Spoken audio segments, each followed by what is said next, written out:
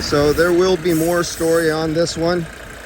That intermittent electrical problem I told you about, they say there's a common pattern problem with the servo a controller inside that causes that. But I was trying to see, it's not doing it again. It did it one other time and I hit it with power. I jumped it, it worked.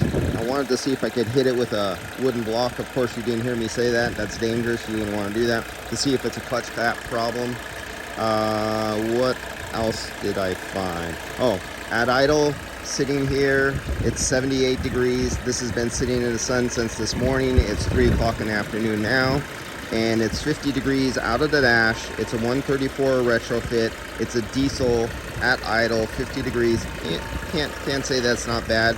We all know these go bad sometimes, and they'll let a little bit of coolant bleed through, and the air dampeners may re-rot, and the seals rot out. On the air dampeners, they have this foam seal. When they get old, where that seal is, the dampeners come and they seal on the seal. Well, when the seal decays away, it allows hot air to bypass sometimes, and you'll get hotter temperature sometimes, or those just fail.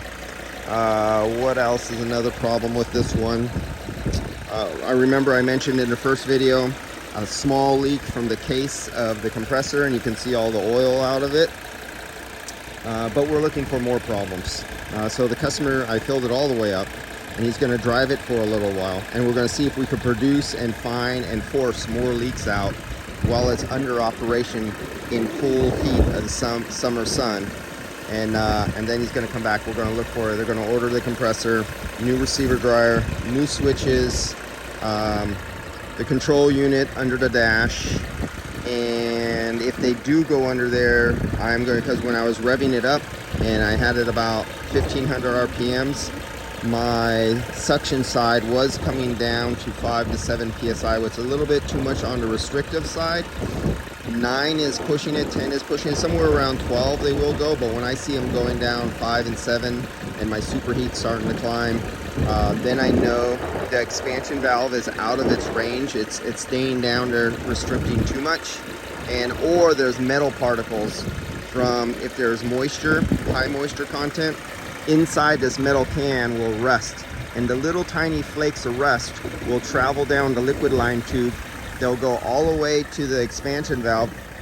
I'm trying to remember if this year make model had the little tiny filter screen, a little metal cone screen just before the expansion valve, and the rust particles off the inside that would flake off in the receiver dryer that get drawn up the pickup tube in the bottom would slowly accumulate on that metal filter crane and cause a little bit of a restriction. So it choke a little bit of refrigerant off, and when you would raise the engine RPMs, since this is a fixed piston compressor, it would want to draw more and the vacuum would fall down. And not that, it wouldn't go into vacuum, but the low side pressure, unless it was really clogged, it would go into vacuum. But the low side pressure would really start choking off. And then when it was a hotter day, like 90 or 100 degrees, there wouldn't be enough refrigerant to keep the evaporator cool. Alright guys, I'll see you on the next one. There will be another video on this when the repairs get done later. Alright, see ya.